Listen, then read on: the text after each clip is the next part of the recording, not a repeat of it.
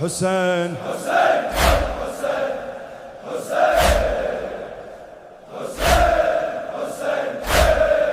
اعوذ باللہ من الشیطان الرجیم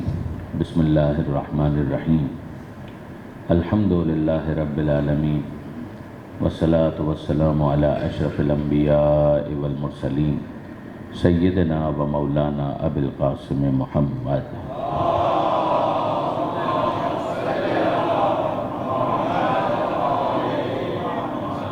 واہل بیتہ الطیبین الطاہرین المعصومین المظلومین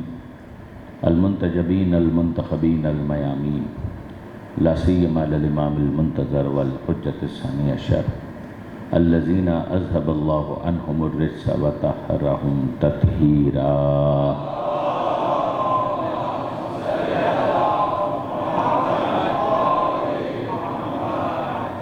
واللعنۃ الدائمۃ الباقیۃ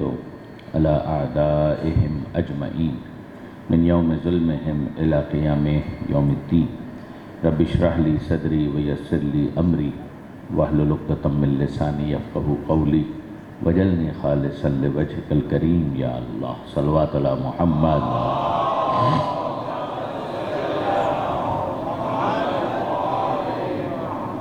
اما بعد فقد قال اللہ سبحانہ وتعالی فی القرآن الحکیم بسم اللہ الرحمن الرحیم من المؤمنین رجال صدقوا ما عاہدوا اللہ علیہ فمنہم من قضى نحبہ ومنہم من ينتظر وما بدلوا تبدیلا صلوات علی محمد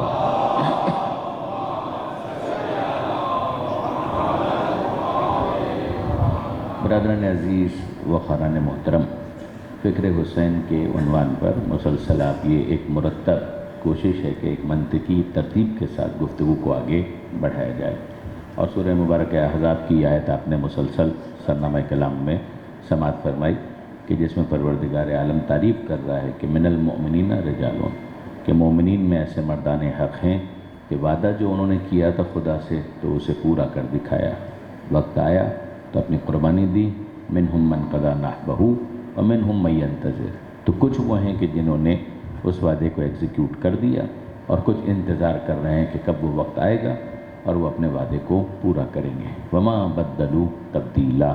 اور انہوں نے ذرا سی بھی تبدیلی نہیں کی، ذرا سا تغیر تبدل کچھ آلٹریشن ان کی طرف سے نہیں ہوا۔ میں نے آپ کی خدمت میں گزارش کی تھی کہ اسی آیت کو امام نے جناب مسلم بن اوسجہ اسدی کے سرہنے بھی تلاوت فرمایا، پہلے شہید کربلا کے میدان میں۔ اب اگر آپ پچھلی باتوں کے ساتھ اس کو جوڑ لیجئے اور ریکیپ تھوڑا سا کریں تو میں نے گزارش کی تھی کہ جو عاشور کا دن ہے، اس دن آغاز میں جناب امام مظلوم جماعت کے ساتھ فجر کی نماز پڑھاتے ہیں، کچھ مناجات ہیں، لشکر اعداء کے ساتھ کچھ مکالمہ ہے، شمر کی وہ گستاخی ہے، اور پھر اس کے بعد امام کا خطبہ ہے، پھر جناب زہیر کا خطبہ ہے، جناب زہیر کے خطبے کے بعد بالآخر جناب حر فلور کراس کرتے ہیں، امام کی طرف آتے ہیں، پھر وہ جاتے ہیں ایک اور خطبہ ارشاد فرماتے ہیں، اور ان کے خطبے کے بعد پھر بالآخر وہ وقت آ جاتا ہے کہ جب پہلا تیر رہا کیا جاتا ہے اس اعلان کے ساتھ عمر سعد کی جانب سے کہ گواہ رہنا کہ یہ پہلا تیر میں رہا کر رہا ہوں، اور یہ اعلان جنگ ہو گیا۔ اس کے بعد جو پروسیڈنگز ہیں ان کے اندر آپ کہیں گے آغاز جنگ کے مختلف مراحل، اور ان مراحل کے اندر ہم دیکھتے ہیں کہ امام کی طرف سے جو پہلے مجاہد ہیں وہ ہیں عبداللہ ابن عمیر کلبی،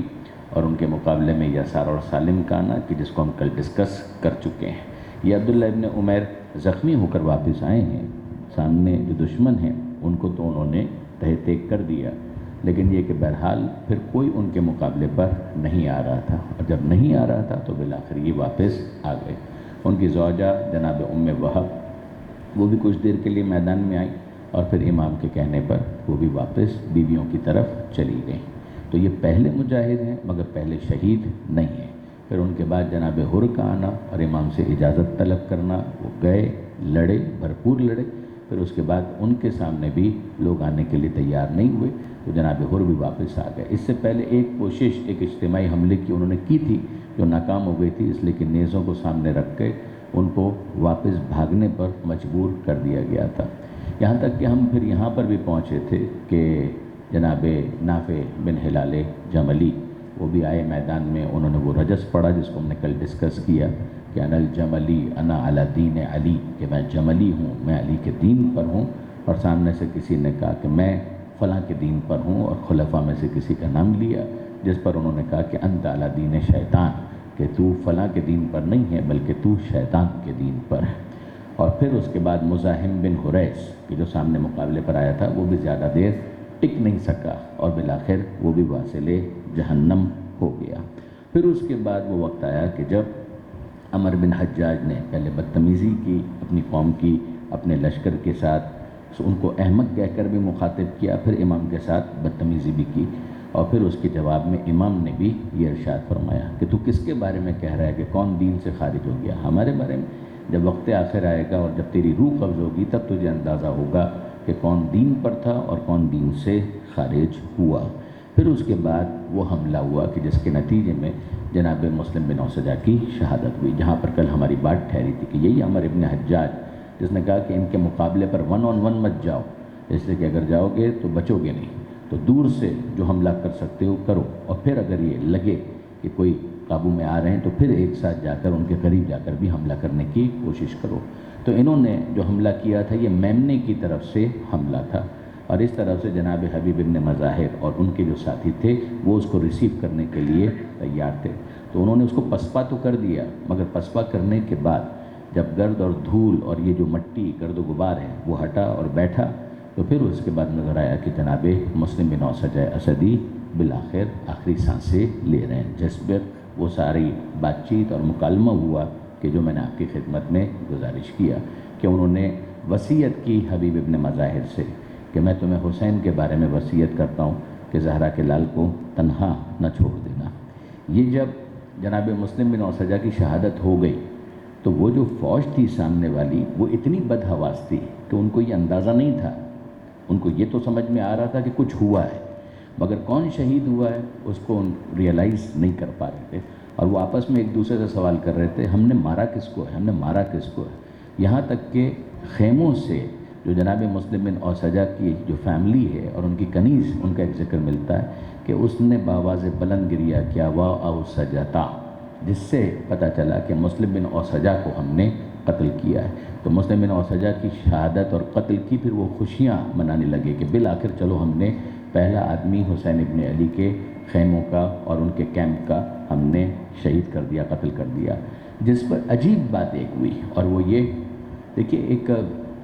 آپ نے عربی کا محاورہ ضرور سنا ہوگا، مولا کے حوالے سے اس کو بہت پڑھا جاتا ہے کہ والفضل ما شہدت بہ الاعداء، کہ فضیلت تو وہ ہے کہ جس کی گواہی دشمن بھی دینے پر مجبور ہو جائے۔ اپنے تو کہیں گے، سلمان فارسی تو کہیں گے مولا کے بارے میں، ابو ذر تو کہیں گے، مقداد تو کہیں گے، عمار تو کہیں گے، یہ تو ہیں ہی اپنے، مگر وہ کہ اگر کوئی دشمن ہے اور دشمن بھی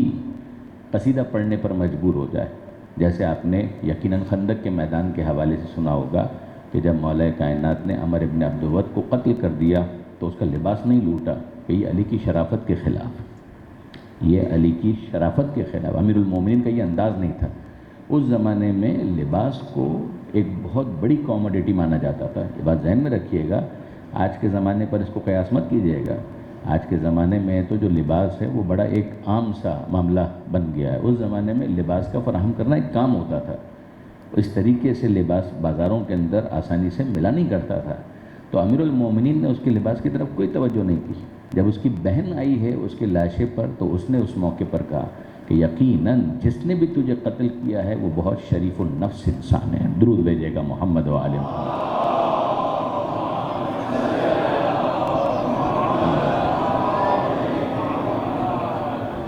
ایک مرتبہ اور درود بھیج دیجیے گا محمد و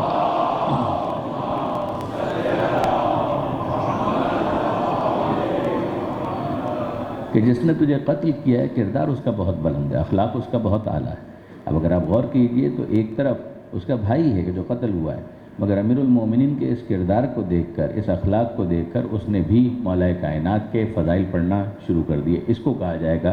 کہ والفضل ما شہدت بہ الاعداء، کہ فضیلت تو وہ ہے کہ جس کی گواہی اپنے تو اپنے جو غیر ہیں، دشمن ہیں، وہ بھی دینے پر مجبور ہو جائیں۔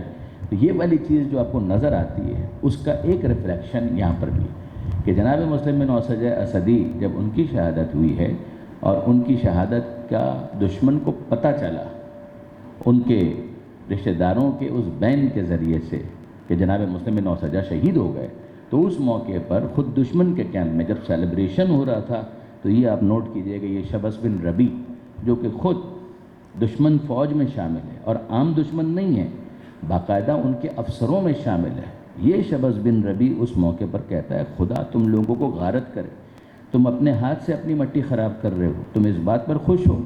کہ مسلم بن اوسجہ ایسے شخص کو قتل کر دیا، قسم اسی خدا کی جس کا میں اسلام رکھتا ہوں کہ میں نے کتنی ہی مرتبہ اسی مسلم بن اوسجہ کو اسلامی جہاد کے موقعوں پر کار نمایاں انجام دیتے ہوئے دیکھا۔ اور پھر وہ ریکال کرتا ہے کہ ایک جنگ تھی کہ جس میں اکیلے مسلم بن اوسجہ نے 6 مشرکوں کو قتل کیا۔ یہ ہے اتمام حجت کہ جب تم مسلم بن اوسجہ کے بارے میں اتنا جانتے ہو تو حسین کے بارے میں کچھ نہیں جانتے۔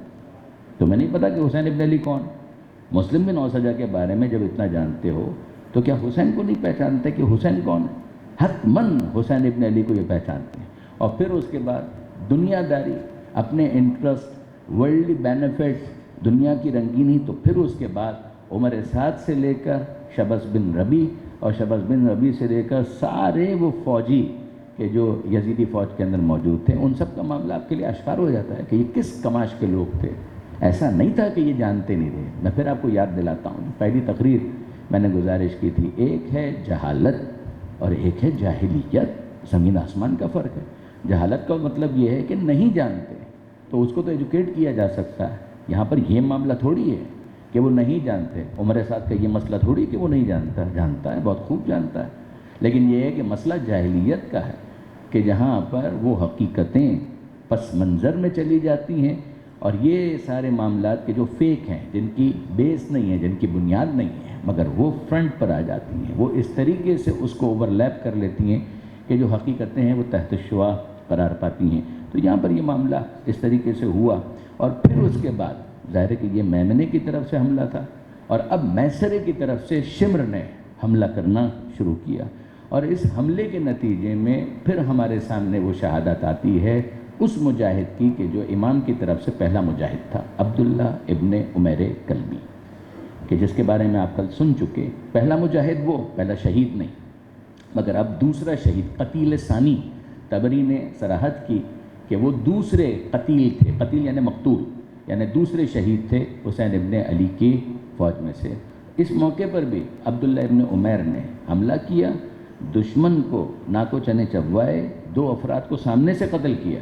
پھر اس کے بعد وہ قتل ہوئے ہیں، ایسے قتل نہیں ہوئے جبکہ ان کے ہاتھوں کی انگلیاں کٹ چکی تھی، اس میں سے خون بہہ رہا تھا، اور اس کی تفصیلات ہیں، مگر ظاہر ہے کہ میں چاہ رہا ہوں کہ خلاصے ہی کے طور پر صحیح مگر یہ کنٹریبیوشنز میرے نوجوان دوستوں کے سامنے آتا چلا جائے۔ تو یہ قتیل ثانی اور دوسرے شہید جب یہ قتل ہوئے ہیں تو پھر اس موقع پر ان کی زوجہ ام وہب وہ پھر واپس آئیں مقتل میں، اور آئیں اور اپنے شوہر کے پاس آ کر ان کے زخموں سے جو گرد ہے، دھول ہے، اس کو ہٹانے لگی۔ ایک انتہائی جو ایک محبت کا ایک انداز ہوتا ہے، آنکھوں میں آنسو ہیں اور دیکھ رہی ہیں کہ میرا شوہر ہے، اس کا لاشا ہے، تو گرد و غبار، خس و خاشاک اس کو ہٹانے لگی۔ جب وہ یہ کام کر رہی تھیں تو اس موقع پر شمر نے اشارہ کیا، شمر نے اشارہ کیا، کس کو اشارہ کیا؟ اپنے غلام کو جس کا نام تھا رستم، اور اس نے آ کر ایک گرز کا وار کیا جناب ام وہب کے سر پر، کہ جس کے نتیجے میں یہ خاتون بھی کربلا کے اندر شہید ہوئی۔ تو اگر آپ غور کیجئے گا تو آپ کو اندازہ ہوگا کہ مسلم بن اوسجہ پہلے شہید ہیں، عبداللہ ابن عمیر کلبی یہ دوسرے شہید ہیں، اور تیسری شہید خاتون ہیں یہ جناب ام وہب۔ اور پھر اس کے اندر آپ دیکھیں گے تو آپ کو شمر نظر آئے گا، اور میں پھر آپ کو یاد دلاؤں کہ یہ شمر اسی طرح کا انسان ہے کہ جو دشمنی بھی کرے تو اقدار، ویلیوز، کوئی اس سے اس کا تعلق اور سروکار نہیں، ایک اوباش انسان، جس کے لیے میں نے پہلے بھی گزارش کی تھی کہ اگر آپ آج کے زمانے میں اس طرح کی کوئی مثال ڈھونڈنا چاہیں تو ڈونلڈ ٹرمپ کو آپ دیکھ لیجئے یا نیتن یاہو کو آپ دیکھ لیجئے۔ یہ جس کماش کے لوگ ہیں ان کے لیے کوئی ویلیوز میٹر نہیں کرتی ہیں۔ دشمنی کے بھی اگر آپ کہیں کہ کچھ آداب ہوتے ہیں تو ان کے پاس دشمنی کے بھی، عداوت کے بھی کوئی آداب ان کے پاس نہیں، ان کے لیے کوئی ویلیوز میٹر نہیں کرتی۔ یہاں پر اس خاتون کو انہوں نے شہید کر دیا۔ پھر اس کے بعد ہم دیکھتے ہیں کہ مقابلہ ہو رہا ہے، کبھی یہاں کی فوجیں اس طرف آتی ہیں، یہاں کی فوج اس طرف جاتی ہے. یہ فوج ہے کتنی؟ پھر یاد کیجئے کہ یہ فوج ہے کتنی کہ جس کے اندر ہم کہہ رہے ہیں ان کا اس طرف آ کر حملہ کرنا یہ تو سمجھ میں آتا ہے، مگر یہ جا کر وہاں پر حملہ کریں اور مد و جزر کی کیفیت طاری ہو جائے، یعنی یہ غالب باتیں چلے جائیں وہ پیچھے کی طرف. ابھی میں ایک عبارت بھی آپ کے سامنے طبری کی تھوڑی دیر میں پڑھنے والا ہوں، اس کو آپ دیکھیے گا تو آپ کو اندازہ ہوگا. اور اس دوران پھر کہیں نہ کچھ مقابلے ہو رہے ہیں. ان مقابلوں کے دوران امام کا ایک ساتھی شہید ہوا کہ جس کے بارے میں دو اقوال ہیں کہ یا وہ امام حسن کے غلام تھے یا امام حسین علیہ السلام کے غلام تھے، جن کا نام تھا منجہ بن سہم مولا الحسن یا مولا الحسین. دونوں اقوال ان کے بارے میں پائے جاتے ہیں کہ یہ اس موقع پر شہید ہوئے. آپ دیکھیں گے کہ یہ کربلا کے شہداء زیادہ تر کا تعلق کوفہ سے ہے. 80%، 90%، 90% یا 90% آپ کہیں کہ یہ ان کا تعلق وہیں سے ہے. لیکن اسی میں اگر آپ دیکھیں گے کچھ جیسے بنی ہاشم وہ تو سب تقریباً مدینہ سے آئے، اور اسی طریقے سے یہ جس شہید کا میں ذکر کر رہا ہوں ان کا بھی تعلق مدینہ منورہ سے تھے. یہ مدینہ سے امام کے ساتھ ساتھ تھے اور بالآخر کربلا کے اندر اس موقع پر ان کی شہادت ہوئی. ان کی شہادت کے بعد پھر ہمارے سامنے وہ گروپ آف 5 آتا ہے. اگر آپ میں سے وہ احباب کے جو پہلی تقریر سے ہمارے ساتھ ہیں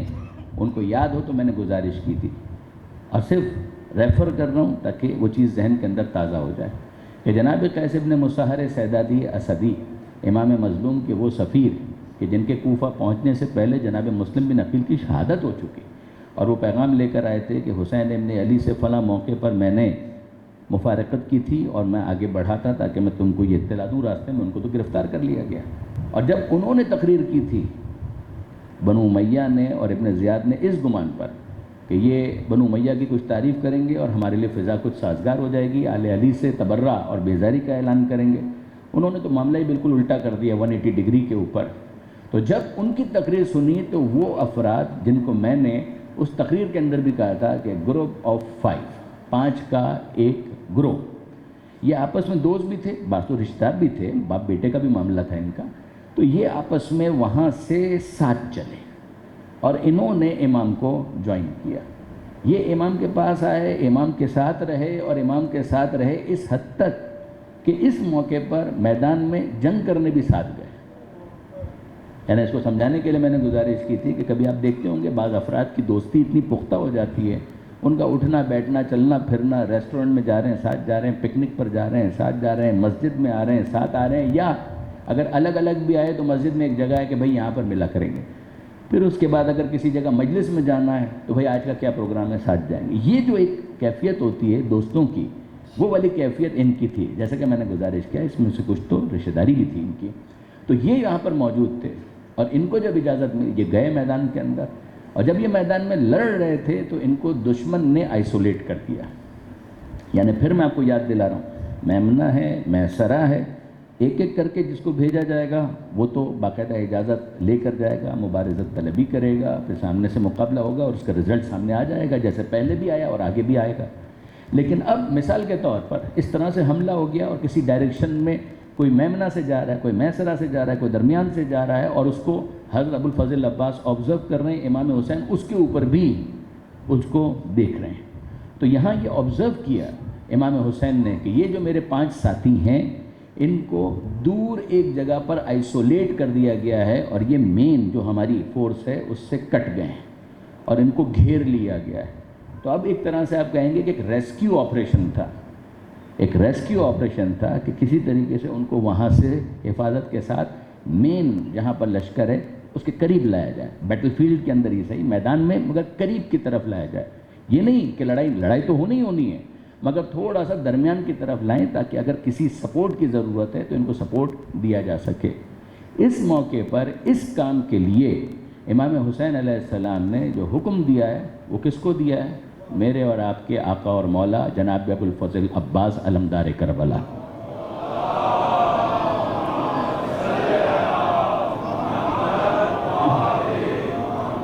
جناب ابو الفضل عباس کو اشارہ کیا، حکم دیا، اور جناب عباس تنہا، یعنی اس موقع پر امکان نہیں تھا کہ کسی کو ساتھ لے کر جائیں اس لیے کہ مختلف فرنٹس کے اوپر مقابلہ ہو رہا ہے. جناب عباس نے تمام تر چیزوں کو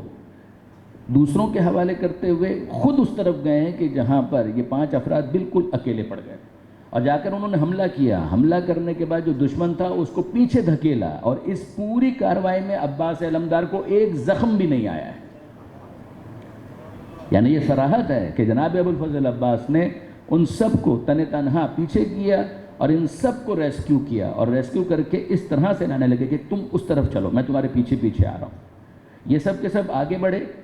زخمی ہو چکے ہیں، یہ 5 یہ زخمی ہو چکے ہیں اور آگے بڑھے، اور پیچھے جناب ابو الفضل عباس ان کو گارڈ کرتے ہوئے کہ کوئی تم کو نقصان نہ پہنچائے، تم پہلے ہی زخمی ہو چکے ہو اور آگے کی طرف بڑھو۔ اور جب یہ جا رہے تھے تو دشمن نے دیکھا کہ اب تو یہ اس طرف جا رہے ہیں، تو پیچھے سے انہوں نے آ کر حملہ کرنے کی کوشش کی۔ عباس علمدار ان کا مقابلہ کرنے لگے، ان کو اور جوش آیا،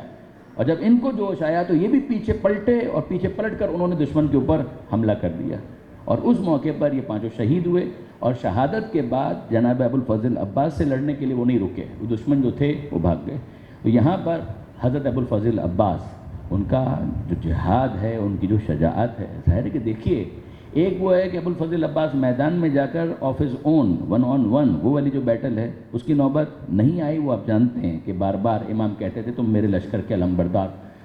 بردار ہوتے ہوئے اپنے پورے لشکر کو کس طریقے سے لڑا رہے تھے، یہ چیز نظر انداز ہو جاتی ہے۔ یعنی یہ کبھی مت سمجھے کہ عباس علمدار میدان میں نہیں تھے، میدان میں تھے۔ He was leading from the front. وہ اپنے ساتھیوں کو کہ تم نے یہاں جا کر مقابلہ کرنا، تم نے وہاں جا کر اور کہیں پھنسو گئے، میں موجود ہوں، پریشان مت ہونا، جتنا ہو سکے گا، شہید تو ہم سب نے ہونا ہے، مگر یہ مت سمجھنا کہ تم اکیلے رہ جاؤ گے اور میں فرار اختیار کروں گا۔ نہیں، میں فرار کا بیٹا نہیں ہوں، حیدر کرار کا بیٹا ہوں۔ درود بھیجیے گا محمد و آل محمد۔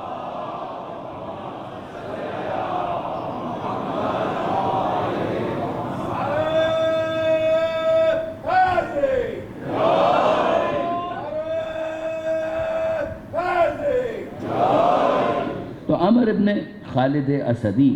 اور سعد مولا عمر ابن خالد، مجمع بن عبداللہ، اور اسی طریقے سے عائز بن مجمع بن عبداللہ اور جنادہ بن حارث سلمانی، یہ وہ 5 افراد تھے کہ جن کو میں نے آپ کی خدمت میں گزارش کی تھی کہ گروپ آف 5 کے طور پر میں ان کو یاد رکھتا ہوں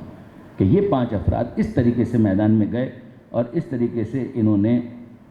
میدان میں مقابلہ کیا۔ ایک مرتبہ اور درود بھیجیے گا محمد و آل محمد۔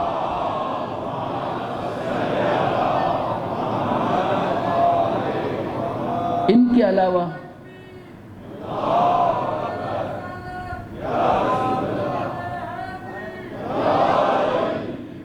ایک اور شہید ہے کہ جن کا تذکرہ اس موقع پر ملتا ہے، جندب بن حجیر کندی،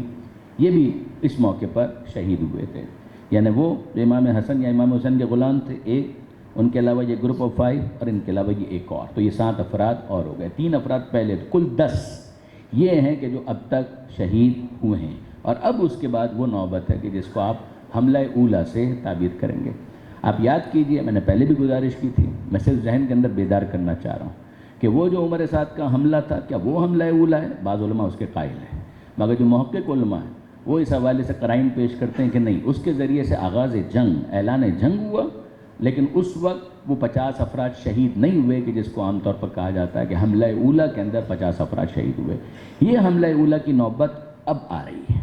اب یہ حملہ اولا ہے کہ جس کا انتظام کیا جا رہا ہے فوج یزید کی جانب سے۔ کیس کیا ہوا؟ یہ بہت بری طریقے سے فرسٹریٹڈ بھی ہیں، ڈپریشن میں بھی ہیں۔ دشمن جو یزیدی فوج ہے وہ بہت زیادہ ڈپریسڈ، بہت زیادہ فرسٹریشن کا شکار ہے۔ طبری کے الفاظ میں آپ کے سامنے عرض کر رہا ہوں، قاتلہم اصحاب الحسین قتالا شدیدا، بہت ہی شدت کے ساتھ مقابلہ کیا، قتال کیا حسین کے ساتھیوں نے۔ وَأَخَذَتْ خَيْلُهُمْ تَحْمِلُ وَإِنَّمَا هُمْ 32 فَارِسًا، 32 سوار تھے ان کے پاس، کل 32 جن کے پاس گھوڑے تھے اور جس کے ساتھ وہ لڑ سکتے تھے گھوڑے پر بیٹھ کر، باقی پیادہ تھے۔ اور ان 32 سواروں کے ساتھ انہوں نے ایسے حملے کیے کہ اگر کبھی یہ حملہ آور ہوتے علی جانب من اہل الکوفہ الا کشفتہ، مگر یہ کہ محسوس یہ ہوتا کہ وہ جو سامنے دشمن ہے وہ منتشر ہو جاتا، بکھرتا ہوا نظر آتا، ایسا لگتا ہے ان کا شیرازہ منتشر ہو گیا۔ فلما رأى ذلك عذرا بن قیس، اور جب یہ منظر دیکھا عذرا بن قیس نے، وہو علی خیل اہل الکوفہ، جو کہ یزیدی لشکر کے سواروں کا سردار تھا۔ شبس بن ربی، جس کا بھی آپ نے تذکرہ بھی سنا، وہ پیادہ فورسز کا افسر تھا، اور اس کے ذمے پر، جس کا نام ابھی میں نے لیا آپ کے سامنے، عذرہ بن قیس، یہ وہ ہے کہ جو ان کے سواروں کے اوپر افسر کے طور پر مقرر کیا گیا تھا۔ یعنی میمنہ اور میسرہ ان کو جو فیڈ کر رہا ہے کہ اتنے سوار آگے بڑھو، اتنے سوار یہاں پر جائیں گے، یہ ساری فیڈنگ یہاں سے ہو رہی ہے۔ اور پیچھے کی طرف جو پیدل فورسز ہیں یزیدی فوج کی، وہ اپنے ریزرو فوجیوں کے ساتھ موجود ہیں۔ جو آگے ہیں وہ تو ہیں، مگر وہ پیچھے کی طرف ایک ریزرو فوج موجود ہے جو پیدل ہے، اور اس کے اوپر شبس بن ربی موجود ہے۔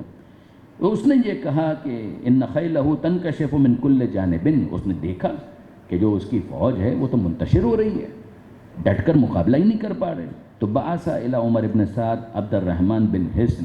تو اس نے عمر سعد کے پاس ایک پیغامبر بھیجا، عمر سعد مین ان کا کمانڈر ان چیف، وقال، اور اس نے کہا، اما ترى، کیا تم کو نظر نہیں آتا، ما تلقى خیلی مزل یوم من هذه العدة اليسیرہ، کہ اس چھوٹی سی جماعت کے ہاتھوں ہماری کیا حالت ہو گئی ہے؟ کیا تم کو دکھائی نہیں دیتا کہ یہ میری جو فورس ہے، یہ جو میرے سواروں کی فورس ہے گھوڑوں کے اوپر، ان کی کیا حالت ہو گئی ہے صبح سے؟ یہ چھوٹی سی جماعت ہے مگر اس نے کیا حالت ہماری کر دی ہے۔ ابعث الیہم الرجال والرمات، ان کی طرف پیادہ فورسز کو بھیجنے کی ضرورت ہے اور تیر اندازوں کو بھیجنے کی ضرورت ہے۔ یعنی اس نے مدد طلب کی کہ اس طریقے سے کمک کی جائے۔ ایسے میں عمر ابن سعد نے پھر پیغام بھیجا اور شبس بن ربی کو بھیجا کہ ٹھیک ہے، پھر ظاہر ہے کہ اس کے علاوہ کیا آپشن ہے۔ یہ شبس بن ربی وہی کہ جو تھوڑی دیر پہلے آپ سن چکے کہ مسلم بن اوسجہ کی شہادت کے بارے میں کیا تبصرہ کر رہا تھا۔ آپ اس کو ضمیر کا بوجھ کہیے، اپنی شان کے خلاف سمجھیے۔ اس موقع پر شبس بن ربی نے کہا کہ افسوس تم لوگوں کے حال کے اوپر، اتنی چھوٹی سی جماعت کے مقابلے میں اتنی فوج ناکافی سمجھی جائے، اور پھر اس کے بعد مجھ جیسے بڑے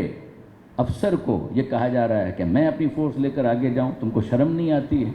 عمر سعد نے رزسٹ کیا لیکن وہ نہیں مانا، اور جب نہیں مانا تو پھر اس موقع پر حسین بن تمیم، یہ وہی شخص ہے جس کو حسین بن تمیم اور حسین بن تمیم، لیکن سواد کے ساتھ، یہ سین نہیں ہے۔ میں نے پہلے بھی گزارش کی تھی کہ اس کا تلفظ میں جان بوجھ کر ہے کے اوپر زبر کے ساتھ کر رہا ہوں، کہ یہ وہ شخص جو قادسیہ کے اوپر ناکہ بندی پر مامور تھا، کہ جس سے 1000 کا وہ رسالہ کٹ کر جناب حر کی سرکردگی میں امام حسین کو چیز کرنے کے لیے آگے بڑھا تھا، یہ وہی حسین بن تمیم۔ اس موقع پر پھر حسین بن تمیم سے یہ کہا گیا کہ تم اس مہم کو سر کرو، 500 تیر اندازوں کو لے کر، اور پھر اپنی باقی فورسز کو لے کر وہ آگے کی طرف بڑھا، اور اس نے وہ تیر بارانی کیے۔ اچھا، اب وہ بہت قریب آ کر، وہی والی بات کہ اگر آپ دور سے تیر پھینکیں تو وہ تو ہوائی فائر سے زیادہ نہیں ہوگا، تو اب ضرورت تھی کہ یہ تیر انداز جتنے بھی ہیں وہ اتنا نزدیک آئیں، اتنا قریب آئیں کہ ان کی رینج میں وہ آ جائیں۔ یعنی اس بات کو سمجھنے کی کوشش کیجیے گا۔ اب دیکھیے کہ اگر یہ افراد تیر اندازی کر رہے ہیں اور ان کو تیر پھینکنا ہے، تیر کی بارش کرنی ہے، اور وہ چاہتے ہیں کہ ایک بڑا نقصان ہے کہ جو حسینی لشکر کو پہنچایا جائے، تو تیر کا مقابلہ کیسے کیا جائے گا؟ یعنی 1 یا 2 تیر اگر ہوں بات الگ ہے، لیکن اگر فرض کیجئے کہ سامنے سے اتنی بڑی تعداد کے اندر تیر پھینکے جا رہے ہیں، تو یہاں پر افراد کتنے 100 سے کچھ زیادہ، ان میں سے بھی آپ سن چکے کہ 10-11 تو اب شہید ہو چکے ہیں، اور سامنے سے 500 تیر انداز آ رہے ہیں، اور تیر انداز ایک ساتھ تیروں پر تیر پھینکے چلے جا رہے ہیں۔ تو اب آپ مجھے بتائیے کہ یہ تو ایک لوہے کی بہت بڑی چادر ہے کہ جو آ رہی ہے، یعنی یہ ایسا نہیں ہے، اس کو تو زیادہ سے زیادہ یہ ہو سکتا ہے کہ ڈک کر دیا جائے، اس طریقے سے باؤنسر آتا ہے اور بیٹسمین اس کو ڈک کر دیتا ہے کہ وہ چلا جائے کیپر کے پاس۔ کئی دفعہ یہ ہوتا ہے کہ ہک کرنا ممکن نہیں ہے، وہ اس کو چھوڑ دیتے ہیں۔ تو یا تو یہ کیا جائے، یہ یہاں پر پاسبل کہاں ہے؟ کوئی ایک بال تھوڑی آ رہی ہے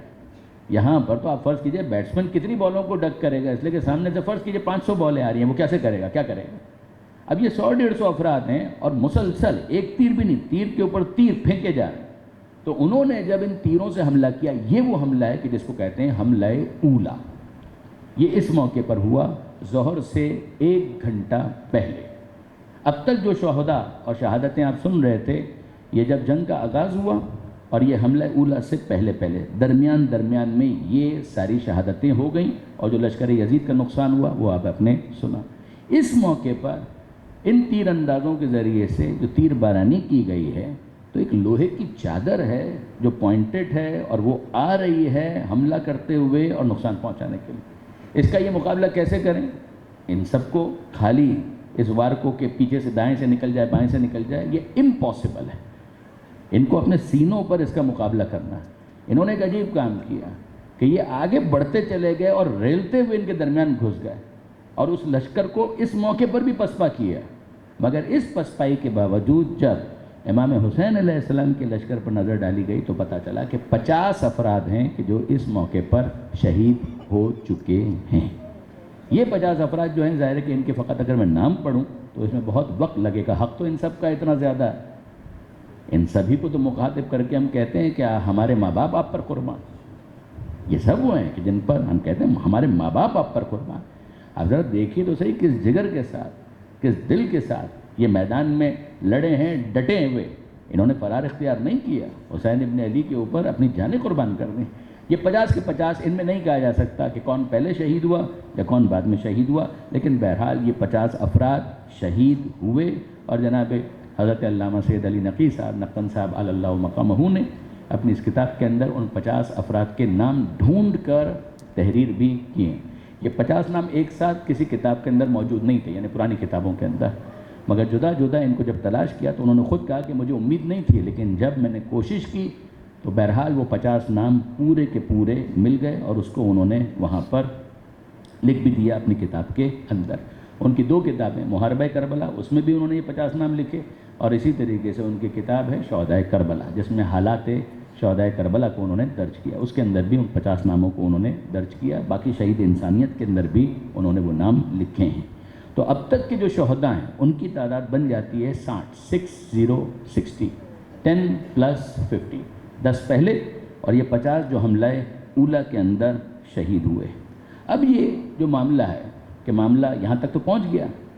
ابھی ظہر سے 1 گھنٹہ پہلے کی بات ہے اور اس میں یہ حملہ اولا ہو گیا، 50 افراد شہید ہو گئے. تو اب وقت آہستہ آہستہ ظہر کی طرف بڑھ رہا ہے.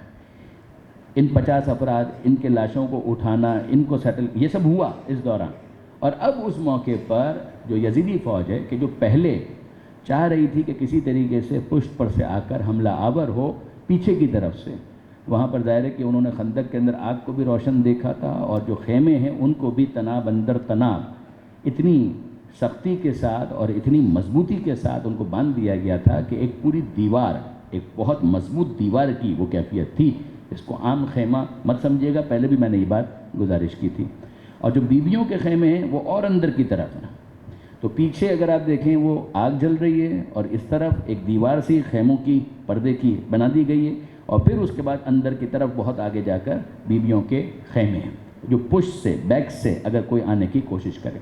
خندق میں جو آگ موجود ہے ممکن ہے کہ اس کے شعلے کچھ تھم گئے ہوں، لیکن بہرحال اس موقع پر جبکہ 50 افراد بھی شہید ہو گئے یعنی مختصر فوج اور مختصر ہو چکی ہے، تو اس موقع پر ان لوگوں نے کوشش کی کہ پیچھے سے آ کر اٹیک کریں. اور جب انہوں نے اٹیک کرنے کی کوشش کی تو وہاں پر ان کو جو چیز نظر آئی، ایک تو یہ ہے کہ اس خندق کو عبور کرنا ہے، وہ بھی انہوں نے عبور کر لیا. پھر اس کے بعد ان کو دکھائی دیا کہ یہاں پر تو ایک خیمے کی پشت اور خیمے کی چادریں دیوار کی صورت میں موجود ہیں. تو ان کو سمجھ میں نہیں آ رہا تھا کہ کیا کیا جائے. تو عمر سعد نے کہا کہ ایک کام کرو کہ یہ جو خیمے کی جو چادر سی تم کو نظر آ رہی ہے اس کو رائٹ لیفٹ سے کاٹنا شروع کرو اور پینیٹریٹ کرنے کی کوشش کرو. تو اس موقع پر اسٹریٹجی یہ تھی، یعنی کہ پھر اس مرتبہ امام حسین اور حضرت ابوالفضل عباس کو ہم ایک سپہ سالار کی حیثیت سے اپریشیٹ کریں کہ اس موقع پر انسٹرکشنز یہ تھی امام کے جو ساتھی تھے کہ یہ حملہ ہو رہا ہے، ٹھیک ہے یہ کرنا چاہ رہے ہیں. یہ خیمے کے اندر چلے گئے، یعنی فرنٹ سے اس جگہ پر پہنچے کہ جناب زینب اور جو بیویوں کے خیمے ہیں ان سب کو بائی پاس کرتے ہوئے وہ اندر کی طرف گئے. یعنی آپ یوں سمجھیے کہ کمپاؤنڈ سے ہوتے ہوئے وہ بیک سائڈ پر گئے اور وہاں پر وہ اندر جا کر بیٹھ گئے. اور اگر کوئی اندر آتا یزیدی لشکر کا تو جیسے ہی وہ اندر آتا تو وہ اس کو قتل کر کے اس کی لاش کو باہر پھینک دے. یہ کام انہوں نے اس موقع پر کیا اور یوں یہ حملہ ان کا پسپا ہونا شروع ہوا. جس پر عمر سعد نے ایک اور کام کیا. عمر سعد نے کہا کہ اگر یہ اس طریقے سے جواب دے رہے ہیں تو پھر یہ جو پیچھے کی طرف یہ جو خیموں کی انہوں نے دیوار بنائی ہوئی ہے اس کو آگ لگا دیں. امام نے اپنے ساتھیوں سے کہا آگ لگانے کا مطلب یہ ہے کہ اس کا انتظام کیا جائے گا، آگ روشن کی جائے گی، پھر آگ لگائی جائے گی۔ تو جب یہ اسٹریٹجی ان کی سمجھ میں آئی تو امام نے کہا کہ ان کو آگ لگانے دو، ان کو آگ لگانے دو، اس لیے کہ جب یہ آگ لگائیں گے تو اس کا نتیجہ کیا نکلے گا کہ یہ خود بھی پیچھے سے حملہ نہیں کر پائیں گے، ان کے لیے یہ ممکن نہیں ہوگا کہ یہ پیچھے سے حملہ کر پائیں۔ میں پھر آپ کو یاد دلا رہا ہوں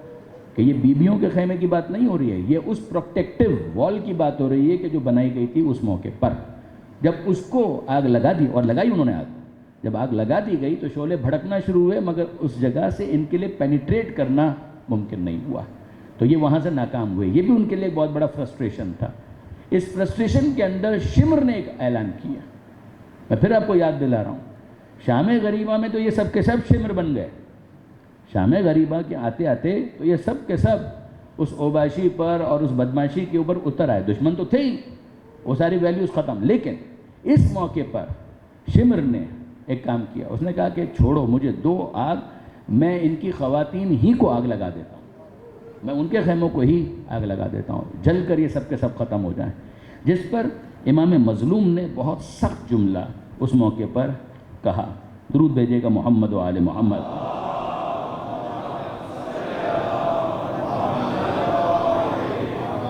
جب اس نے کہا کہ لاؤ آگ لاؤ کہ میں اس گھر کو اس کے رہنے والوں سمیت جلا دوں، تو امام نے اس وقت بہت بےتاب ہو کر یہ کہا کہ اے شمر، تو آگ اس لیے منگا رہا ہے کہ میرے گھر کو میرے اہل و عیال سمیت جلا دے، خدا تجھے آگ سے جلنا نصیب کرے۔ اور اس موقع پر خود یزیدی فوج میں سے بعض نے کہا کہ ما رأیت مقالا اسعى من قولک، کہ میں نے اس سے بری بات کبھی نہیں سنی، تو خواتین کو جلانے کی بات کرتا ہے، یعنی اس سے کبھی تر کوئی بات نہیں ہو سکتی۔ مرعبا للنساء، تو خواتین کو مرعوب کرنا چاہتا ہے، ان کو ڈرانا چاہتا ہے۔ یزید کی فورسز میں سے بھی بعض نے اس موقع پر یہ جملہ کہا، جو میں نے گزارش کی کہ شام غریبہ آتے آتے تو یہ سب کے سب ہی اوباش بن گئے، یہ سب کے سب ہی اس سطح کے اوپر اتر آئے۔ مگر اب جبکہ یہ گفتگو ہو رہی تھی، جس کے بعد پھر شمر بھی وڈرا ہوا، اس دوران جناب زہیر ابن قین، میں نے آپ کو بار بار متوجہ کیا کہ جناب زہیر ابن قین کے کریکٹر کو انڈرمائن مت کیجیے گا، یہ بہت بڑا مجاہد ہے حسین ابن علی کا، بہت بڑا مجاہد ہے۔ اس موقع پر جناب زہیر ابن قین اپنے 10 ساتھیوں کے ساتھ آئے اور حملہ آور ہوئے۔ جب یہ ساری باتیں ہو رہی تھی اس موقع پر یہ حملہ آور ہوئے، اور ان لوگوں کو اور دور دھکیلا کہ جو خیموں کے اوپر حملہ آور ہونا چاہتے تھے، جس کے نتیجے میں کچھ افراد اس کے قتل بھی ہو گئے، شمر کے ساتھیوں میں سے۔ مگر ہو کیا رہا تھا کہ اب یہ چیز بہت نمایاں ہو رہی کہ یہ افراد، ظاہر ہے کہ ان میں اگر ایک بھی شہید ہو جائے حسینی ساتھیوں میں سے، حسینی شہداء میں، تو فرق بہت نمایاں دکھ رہا تھا، یعنی ویزیبل ڈیفرنس دکھ رہا تھا۔ آپ یوں سمجھیے کہ ایک پیالہ ہے، اس میں سے آپ اگر ایک گھونٹ بھر لیں گے تو نظر آئے گا کہ ڈیفرنس کتنا نمایاں، لیکن اگر اس کے مقابلے میں ایک پول ہے کہ جس کے اندر سینکڑوں لیٹر پانی موجود ہے، اس میں سے اگر کوئی ایک گھونٹ نکالے گا کیا پتہ چلے گا؟ پتہ بھی نہیں چلے گا۔ تو ہو یہ رہا تھا کہ اگر حسینی قافلے میں سے، حسینی شہداء میں سے کوئی ایک بھی شہید ہوتا تھا تو ڈفرنس جو ہے وہ بہت ویزیبل ہوتا تھا کہ کمی واقع ہو رہی، اور سامنے جو افراد تھے ان میں سے اگر فرض کیجئے کہ 100 افراد بھی مر جاتے ہیں، واصل جہنم ہوتے ہیں، 500 بھی اگر واصل جہنم ہو جاتے ہیں، تو ان کی تعداد اتنی زیادہ تھی، ہزار کم سے کم، اور ویسے تو لاکھوں تک کی بات آتی ہے۔ تو ان کا جو ڈفرنس تھا، ان کے قلب کی کیفیت زلزلہ طاری ہے، ڈرے ہوئے ہیں، وہ سب اپنے جگہ پر، مگر لشکر کے اوپر نظر ڈالیں تو فرق محسوس نہیں ہوتا تھا، جس کو طبری نے بیان بھی کیا کہ اذا قتل منہم الرجل والرجلان تبین فیہم، کہ حسینی لشکر میں سے ایک یا دو بھی اگر مقتول ہو جائیں، قتل ہو جائیں، تو ڈفرنس نظر آتا تھا۔ وَأُولَئِكَ کثیر،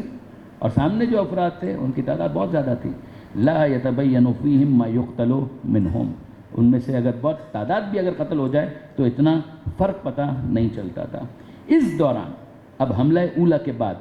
جو امام کے لشکر کے افراد میں سے کچھ شہید ہوئے ہیں، ان میں ایک کا نام لے کر میں ذکر کروں گا، بکر بن حی بن تیم۔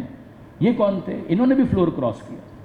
یعنی لطف کی بات یہ ہے کہ جناب حر کا ذکر تو آتا ہے، جیسے کہ وہ بہت ایک رسالے کے افسر تھے، اس وجہ سے ان کی اہمیت بہت زیادہ تھی، لیکن ان کے علاوہ بھی ان میں سے یہ بھی ہیں، انہوں نے بھی فلور کراس کیا تھا۔ یہ آئے تھے کربلا کے اندر یزیدی لشکر میں، اور عاشور کے دن بالآخر انہوں نے بھی حسینی بننے کا فیصلہ کر لیا۔ کہ میں حسین کے ساتھ شہید ہونا پسند کروں گا، یزید کے ساتھ جینا مجھے قبول نہیں ہے۔ بہت بڑی بات اس موقع پر، یعنی شہادت کا انتخاب کرنا، یہ خود اختیاری شہادت، یہ مجبوری کا سودا نہیں ہے، یہ کوئی کمپلجن نہیں ہے، کوئی فورس نہیں کر رہا۔ حسین کے ساتھ مجھے شہید ہونا ہے، اس کے جذبے کے ساتھ انہوں نے امام کی طرف آنے کا فیصلہ کیا۔ ایک اور نام میں آپ کے سامنے رکھوں گا، اور وہ ہے عمر بن جنادہ بن کعب الخزرجی۔ یہ کون تھے؟ یہ بچہ ہے، کم سن یتیم ہے، اس کے والد حملہ اولیٰ کے اندر شہید ہو چکے ہیں۔ یہ بچہ ہے، والد حملہ اولیٰ میں، حملہ اولیٰ آپ سمجھ گئے جس میں 50 افراد شہید ہوئے تھے، اس میں اس کے والد شہید ہو چکے تھے۔ یہ چھوٹا ہے، یعنی میں نہیں کہتا کہ بہت چھوٹا ہے، لیکن بہرحال چھوٹا ہے، کم سن ہے، ٹین ایج بوائے آپ کہہ لیجیے۔ اور یہ امام کے پاس آ کر یہ کہتا ہے کہ فرزند رسول مجھے بھی میدان میں جانے کی اجازت دی۔ تو امام کہتے ہیں کہ ابھی ابھی اس کی ماں نے شوہر کا داغ سہا ہے، برداشت کیا ہے، مجھے اچھا نہیں لگتا کہ اس کی ماں کو اس کے بیٹے کا بھی داغ برداشت کرنا پڑے، کہ جاؤ بیٹا، اچھا نہیں لگتا۔ تو اس نے کہا کہ نہیں فرزند رسول، آپ کو معلوم نہیں ہے، مجھے میری ماں نے بھیجا ہے، مجھے میری ماں نے بھیجا ہے، اور وہ کہہ رہی ہے کہ تم بھی یہ تاج شہادت اپنے سر پر سجاؤ۔ اور اس کی ماں نے اصرار کیا کہ میں چاہتی ہوں کہ میرا بیٹا شہید ہو۔ یعنی اگر آپ ان جنگوں کے اندر کہ جہاں پر مومنین اپنا دفاع کر رہے ہیں، خاص ایران کی جنگ کی بات کر رہا ہوں، اس میں جو آپ دیکھتے ہیں کہ جوان جا رہے ہیں، کس حوصلے کے ساتھ جا رہے ہیں، تو یہ انسپریشن کہاں سے ملتی ہے لوگوں کو سمجھ میں نہیں آتا، سمجھ میں آ بھی نہیں سکتا جب تک کربلائی کوئی نہ بنے، حسینی کوئی نہ بنے۔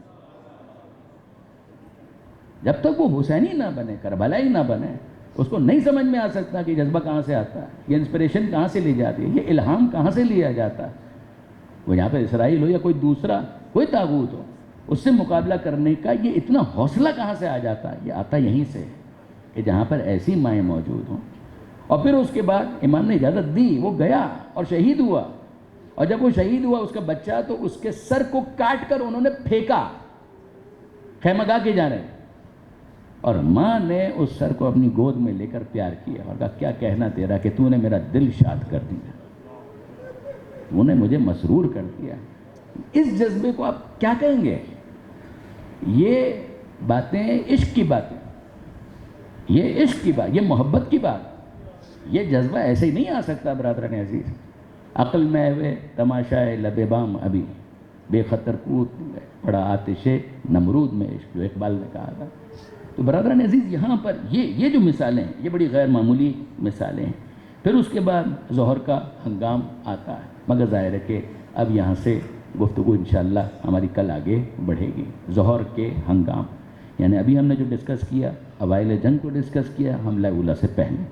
حملہ اولیٰ ہو گیا، حملہ اولیٰ میں 50 افراد شہید ہو گئے، اس کو ہم نے ڈسکس کیا۔ حملہ اولیٰ کے بعد ظہر تک جتنے افراد شہید ہوئے ان کا کچھ تذکرہ ہوا، اور پھر ظہر کے ہنگام جو واقعات ہوئے وہ انشاءاللہ کل ڈسکس ہوں گے۔ ظہر سے نماز ظہر تک، اس دوران بھی شہادتیں ہوئی، ظہر سے نماز ظہر تک۔ پھر نماز ظہر کے بعد جو حسین ابن علی کے ساتھی ہیں وہ بالآخر ختم ہو گئے، تمام کے تمام ساتھی آخر میں شہید ہو گئے، اور پھر آئی باری بنی ہاشم کی، اور بنی ہاشم نے اپنی شہادتیں پیش کی۔ ابھی آپ نے ایک کمسن بچے کا تذکرہ سنا، تو یہ کمسن بچہ بنی ہاشم میں سے بھی ایک ہے کہ جو شہید ہوا۔ آپ پہنچ گئے، بالکل آپ کا ذہن متوجہ۔ میں حسن کے گل بدن قاسم کی بات، یتیم حسن کی بات کر رہا ہوں۔ آپ جانتے ہیں کہ یہ بچہ ماں کا سہارا بھی ہے، ارمان بھی ہے۔ اسباب ظاہری کے تحت اگر آپ دیکھیں تو برادران عزیز واقعا یہی ہے نا، ایک بیوہ ماں ہے، اس کا ایک بیٹا ہے، وہ اپنی تمام تمنائیں اس بیٹے کے اندر دیکھتی ہے کہ میں کب اسے بڑا کروں گی، کب یہ اس قابل ہوگا، کب میں اس کی شادی کروں، کب اس کے سر پر صحرا دیکھوں۔ یہ ماں کی تمنائیں ہیں، اسلام کو اس پر کوئی اعتراض نہیں، اسلام اس کو اپریشیٹ کرتا ہے۔ ہاں جذبہ ایسا ہو کہ اگر وقت آئے گا تو میں قربان کر دوں گا، وقت آئے گا تو میں قربان کر دوں گی۔ حسن مجتبیٰ نے وقت آخر قاسم کے بازو پر وہ تعویذ باندھا تھا، محدث بحرانی نے جس کو لکھا بھی، اور کہا تھا کہ اے ام فروا، اس بچے کی بھی حفاظت کرنا، اس تعویذ کی بھی حفاظت کرنا، کوئی پیغام ہے اس کے اندر۔ جب قاسم پر کوئی بہت سخت وقت آ جائے تو اسے کھول کر قاسم کو پڑھا دینا، اس کے لیے اس میں گائیڈ لائن ہوگی، رہنمائی ہوگی۔ کربلا، شب عاشور جب سب بیعت والے واقعے کے بعد جا چکے ہیں، حسین نے کہا کہ میں بیعت کا توق ہٹا لیتا ہوں، بار نہیں ہے تم پر، جانا چاہو جاؤ، کوئی نہیں گیا۔ سب کو دعائیں دی، سب اپنے اپنے خیموں میں عبادت کے لیے چلے گئے، جو حفاظت پر مامور تھے وہ حفاظت کے لیے چلے گئے، اور ایسے میں حسین بھی مصلی عبادت پر مصروف مناجات۔ محسوس ہوا کہ کوئی آ کر بیٹھا ہے، مڑ کر دیکھا، قاسم کیسے آنا ہوا؟ بیٹا یہ وقت بڑوں کی عبادت کا وقت ہے، بچوں کے آرام کا وقت ہے، تمہیں تو تمہاری ماں کے پاس ہونا چاہیے تھا، یہاں کیا کر رہے ہو؟ کہا چچا جان ایک سوال ذہن میں آیا تھا، اس کا جواب آپ سے چاہیے۔ کہا بولو بیٹا۔ کہا یہ بتائیے کل شہید ہونے والوں میں میرا نام شامل ہے یا نہیں؟ کل کے شہداء میں میرا نام شامل ہے یا نہیں؟ تو حسین مظلوم نے اس موقع پر کہا کیف الموت عندک، اے بیٹا شہادت کی بات کر رہے ہو تو بتاؤ تو صحیح کہ موت تمہارے نزدیک کیسی ہے، موت کو کیسا پاتے ہو، موت کا ذائقہ کیسا لگتا؟ تو جناب قاسم نے جو جواب دیا ہے اس میں بالغ نظری ہے مگر بچپنے کا رنگ بھی ہے۔ انہوں نے کہا کیف الموت عندک، اے بیٹا بتاؤ موت کیسی ہے تمہارے نزدیک؟ تو جناب قاسم نے کہا یا ام احلی من العسل، چچا جان موت وہ تو شہد سے بھی زیادہ میٹھی ہے۔ جیسے کوئی کینڈی یا کوئی چاکلیٹ ہے کہ بچے کو بہت پسند ہے، وہ اس سے کمپیئر کر کے بتایا کہ وہ مجھے بہت پسند ہے مگر موت وہ تو اس سے بھی زیادہ مجھے عزیز ہے، اس سے بھی زیادہ مجھے پسند ہے۔ تو اس موقع پر امام نے جو قاسم کے ذہن میں خدشہ تھا وہ کیا تھا کہ میں کم سن ہوں، میری ایج کم ہے، میری عمر کم ہے، تو ایسا نہ ہو کہ یہ سد راہ ہو جائے کہ مجھے میدان میں جانے کا موقع نہ ملے۔ تو اس موقع پر جناب قاسم نے کہا کہ چچا جان کل ہے نام یا نہیں؟ تو حسین کہتے ہیں بیٹا تم اپنا کیا پوچھتے ہو، کل کے شہید ہونے والوں میں تمہارا ننھا بھائی علی اصغر بھی شامل ہے۔ تم اپنی عمر کے لیے پریشان ہو رہے ہو کہ 13 برس کا سن ہے تمہارا، تو مجھے اجازت ملے گی یا نہیں ملے گی؟ تم 13 برس کا ہونے کی وجہ سے پریشان ہو، وہ تو 6 ماہ کا ہے، مگر وہ 6 ماہ کا بچہ جب وہ شہید ہونے والا ہے تو تمہیں یہ شہادت کا موقع کیوں نہیں ملے گا؟ تو قاسم نے جب یہ جواب سنا تو اپنے بارے میں تو اطمینان ہو گیا، مگر جب اصغر کے بارے میں سنا تو ایک خیال ذہن میں آیا کہ اصغر تو اتنا چھوٹا ہے کہ خود سے میدان میں جا نہیں سکتا۔ تو پوچھنے لگے کہ چچا جان اصغر تو خود سے جا نہیں سکتا تو کیا یہ فوج بے حیا ہمارے خیموں تک آئے گی؟ اتنا سوچ کر بےتاب ہو گئے۔ حسین نے تو تسلی دی کہ نہیں اصغر کو تو میں خود لے کر جاؤں گا، مگر میں آپ سب کی طرف سے شہزادہ قاسم کی بارگاہ میں کہوں گا کہ اے میرے شہزادے سوچ کر تڑپ گئے کہ یہ بے حیا فوج خیموں تک آئے گی۔ ذرا شام غریبہ میں آ کر دیکھیے، یہ فوج خیموں میں آ چکی، خیمے جل چکے، بیبیاں لٹ چکی، سکینہ کو تماچے مارے جا رہے ہیں، گوشوارے نوچے جا رہے ہیں۔ اگلا دن آ گیا، عاشور کا دن آ گیا، اور آپ نے ابھی ترتیب سنی کہ ظہر کے بعد جو حسین کے ساتھی ہیں وہ بھی سب شہید ہو گئے اور بنی ہاشم کی باری آ گئی۔ اور اس مشہور قول کے مطابق جو محققین اس کو سپورٹ کرتے ہیں، جناب علی اکبر کی شہادت ہو گئی، اولاد عقیل کی شہادت ہو گئی، حد یہ ہے کہ جناب زینب کے لال اون و محمد بھی شہید ہو گئے۔ اور اب جناب فروہ تیز نظروں سے قاسم کو دیکھ کر کہتی ہیں اے بیٹا قاسم تو نے مجھے ثانیہ زہرا کے سامنے شرمندہ کروا دیا، شہزادی کے لال اون و محمد شہید ہو گئے، تو اب تک زندہ ہے۔ اور قاسم وہی جملہ کہیں گے اماں میں کیا کروں، چچا جان مجھے اجازت نہیں دے رہے۔ علامہ سید علی نقی صاحب نے اس پہ جو اپنی تحقیق بیان کی ہے وہ کمال ہے۔ وہ فرماتے ہیں کہ شب میں جو اجازت دی تھی، یہ کہا تھا کہ تم شہید ہوں گے، اجازت نہیں، یہ اطلاع دی تھی کہ تم شہید ہوں گے، وہ علم امامت کی بنیاد پر۔ مگر مسئلہ یہ ہے کہ یہ بچہ نابالغ ہے، اور نابالغ کا ولی یا باپ ہوتا ہے یا دادا، نہ حسن مشتبہ ہیں اور نہ دادا علی مرتضیٰ ہیں۔ امام وارث ہوتا ہے اس کا کہ جس کا کوئی وارث نہ ہو، اگر باپ اور دادا نہیں ہیں تو پھر ٹھیک ہے، لیکن یہ کہ جب حسین نے اپنا حق امامت باقی ساتھیوں پر استعمال نہیں کیا تو قاسم پر کیوں استعمال کریں؟ رفتار کو دیکھ رہے ہیں حسین کہ کس طرح سے وہ لمحہ آئے گا کہ جب قاسم کے لیے میدان میں جانا ممکن ہوگا۔ اور جناب قاسم جناب فروا کے سامنے کہہ رہے ہیں کہ رات کو تو مجھے کہا تھا مگر اس وقت جاتا ہوں تو اجازت نہیں دیتے، میں کیا کروں؟ جناب فروا نے جناب قاسم سے کہا کہ تمہیں یاد ہے تمہارے بابا کی وصیت میں نے تمہیں بتائی تھی کہ یہ تعویذ جو تمہارے بازو پر ہے اسے اس وقت کھولنا جب کوئی بہت سخت مشکل پیش آئے۔ اے قاسم انصاف سے بتاؤ اس سے زیادہ سخت وقت کوئی ہو سکتا ہے کہ تمہیں مرنے کی اجازت نہیں مل رہی؟ یہ کربلا کی مائیں آپ کو سمجھ میں آ رہی ہیں؟ اس سے زیادہ سخت وقت ہو سکتا ہے کہ تمہیں مرنے کی اجازت نہیں مل رہی؟ ذرا کھول کر دیکھو کہ بابا نے کیا لکھا ہے۔ اور جناب قاسم نے وہ تحریر نکالی، تعویذ، اس کو کھولا، پیچھے خیمے کے پیچھے گئے، عمود خیمہ سے ٹیک لگا کر بیٹھ گئے، کھول کر دیکھا تو اس میں لکھا ہوا نظر آیا، اے بیٹا قاسم یہ تحریر تم اس وقت پڑھو گے جب میرا بھائی حسین کربلا میں دشمنوں میں گھر چکا ہو۔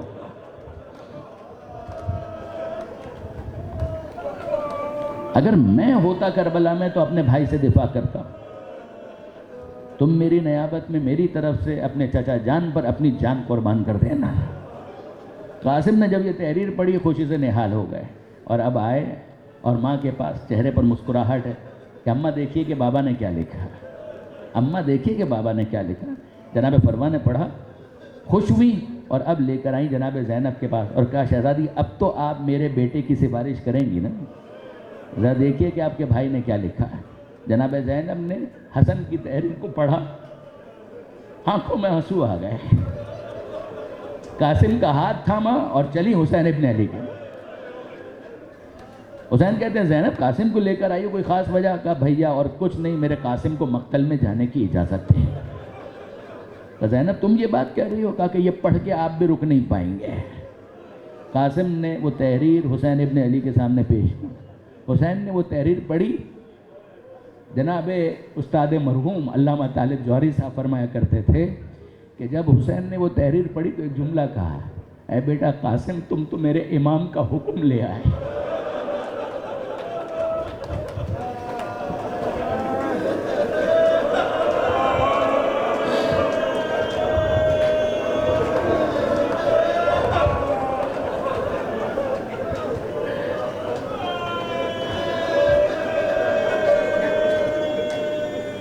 تم تو میرے امام کا حکم لے آئے، اب میں کیسے تمہیں روک سکتا ہوں؟ تمہارا بابا میرا امام، اس کی تحریر لے آئے۔ اور پھر اس کے بعد حسین گھوڑے پر بٹھانا چاہتے ہیں، قاسم خود سے نہیں بیٹھ سکے مگر جب بٹھانا چاہ رہے تھے جناب فروا نے کہا بالکل آقا مقتل میں تو جائے گا، کچھ دیر کے لیے خیمے میں بھیج دیجیے۔ کہا کوئی خاص وجہ؟ کہا کہ ہاں آقا کچھ چیزیں ہیں جو میں نے اسی دن کے لیے سنبھال کر رکھی تھی۔ اور جناب زینب کو آگے کیا اور سامان تبرکات کا وہ کھولا اور اس کے بعد کہا یہ حسن کا امامہ ہے۔ بی بی اپنے ہاتھوں سے حسن کا امامہ قاسم کے سر پر رکھی، حسن کا امامہ قاسم کے سر پر رکھا، تیار کیا اور پھر اس کے بعد باہر تشریف لے آئے جناب قاسم۔ ان کے سائز کی کوئی ذرہ موجود نہیں تھی، یہ بچہ پہلی مرتبہ میدان میں جا رہا ہے۔ حسین نے خود گود میں لے کر قاسم کو گھوڑے پر بٹھایا اور اب قاسم میدان میں جا رہے ہیں، لڑا اور خوب لڑا، ازرق شامی کے 4 پہلوان بیٹوں کو قتل کیا، خود ازرق شامی کو قتل کیا، مگر یہ بھوکا پیاسا بچہ جب گھوڑے سے زمین پر گرا ہے تو ایک عجیب آواز آئی۔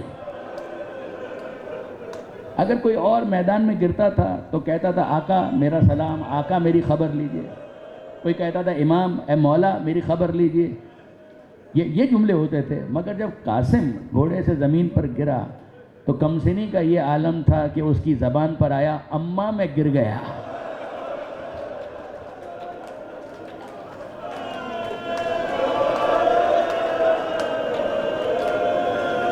مولانا زیدی یہ بہت پڑھا کرتے تھے، جب وہ گرے تو کہا اماں میں گر گیا،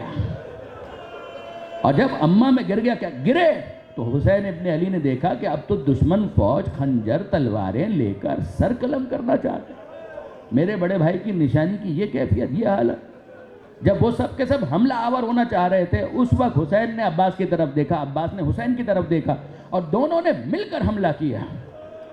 دونوں نے مل کر حملہ کیا۔ اور جب وہ حملہ کر رہے تھے تو دشمن کی فوج پیچھے کی طرف پلٹ رہی تھی، کوئی دائیں طرف جا رہا تھا، کوئی بائیں طرف جا رہا تھا۔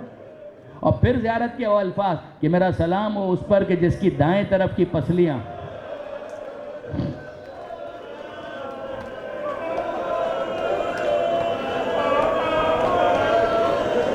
جس کی دائیں طرف کی پسلیاں بائیں طرف چلی، بائیں طرف کی پسلیاں دائیں طرف چلی گئی. مولانا مصطفیٰ جوہر صاحب علی اللہ مقامہ وہ یہ فرمایا کرتے تھے حسین کے ساتھیوں نے بڑا ساتھ دیا، حسین کے ساتھیوں نے تمام مصیبتوں میں حسین کا ساتھ دیا، مگر ایک مصیبت ایسی ہے کہ جس میں قاسم کے سوا کسی اور نے ساتھ نہیں دیا. اور وہ مصیبت کون سی ہے؟ پامالی جسم، پامالی بدن. یا حسین کا لاشا پامال ہوا یا قاسم پامال ہوا، مگر ایک فرق کے ساتھ حسین اس وقت پامال ہوئے جب شہید ہو چکے تھے. قاسم کی سانسیں چل رہی تھیں. جب قاسم کا جسم پامال ہوا اور جب پامالی ہو رہی تھی تو قاسم کہہ رہے تھے چچا جان میں کچلا جاتا ہوں، چچا جان میں کچلا جاتا ہوں. قریب آئے اور آ کر جناب قاسم کو دیکھ کر ایک جملہ کہا، اے بیٹا تیرے چچا پر بہت شاق ہے کہ تو مدد کے لیے پکارے اور تیرا چچا مدد کے لیے نہ آ سکے، تیرے چچا پر بہت شاق ہے. اب یہ لاشا اٹھے کیسے؟ لاشے کے ٹکڑے ہو چکے ہیں، لاشا پامال ہو چکا ہے، لاشے کو اٹھائیں کیسے؟ حسین نے اپنی ابا کو بچھایا، قاسم کی لاش کے ٹکڑوں کو جمع کیا، گٹھڑی بنائی، لے کر چلے خیموں کے پاس. جناب زینب در خیمہ پر استقبال کے لیے موجود ہیں اور کہتے رک گئے، حسین اندر نہیں آ رہے، رک گئے. اور جناب زینب کہتی ہیں بھیا بیویاں ماتم کے لیے بیتاب ہیں، قاسم کا لاشا، نوشا کا لاشا، بیویاں ماتم کے لیے بے چین ہیں. حسین کہتے ہیں زینب ماں دیکھ نہیں پائے گی، پرواہ برداشت نہیں کر پائے گی. پرواہ پیچھے ہی موجود تھی. جب حسین کا یہ جملہ سنا آگے آئیں اور کہنے لگے آقا کیا چھپا رہے ہیں، ماں دیکھنا چاہتی ہے کہ اس کا گل بدن قاسم کس حالت میں ہے. گٹھڑی کھولی اور جب لاش کے ٹکڑے نظر آئے، کٹا پھٹا لاشا نظر آیا تو جناب فرما نے کہا اے زینب، اے ام کلثوم، اے رقیہ، اے رباب، اے لیلا، آ کر مجھے مبارکباد دو، میری قربانی سب سے زیادہ خدا نے قبول کی ہے. گنج شہیدہ میں اس خیمے میں حسین قاسم کے لاشے کو لے کر چلے اور ایک عجیب منظر بنا. مولانا اظہر حسن زیدی کے الفاظ پر ختم کر رہا ہوں کہ حسین نے گنج شہیدہ میں ایک خیمہ مخصوص کے اندر ایک طرف اکبر کا لاشا تھا، دوسری طرف قاسم کا لاشا رکھا، خود درمیان میں گھٹنوں کے بل بیٹھے، اپنا سیدھا ہاتھ اکبر کے سینے پر رکھا، اپنا الٹا ہاتھ قاسم کے پامال سینے پر رکھا، دونوں ہاتھوں کو لاشوں کے سینے پر رکھ کر آسمان کی طرف دیکھا اور حسرت کے ساتھ کہا واہ غربتا، واہ غربتا، آج حسین غریب ہو گیا، آج حسین تنہا ہو گیا، میرا اکبر بھی مارا گیا، میرا قاسم.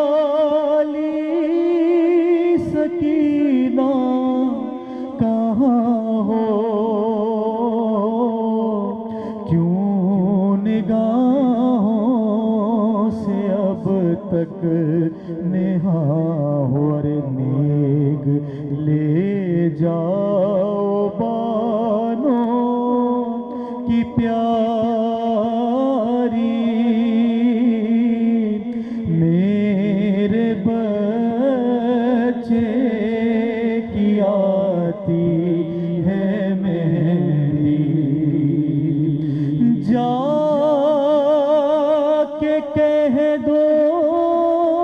یہ شاہ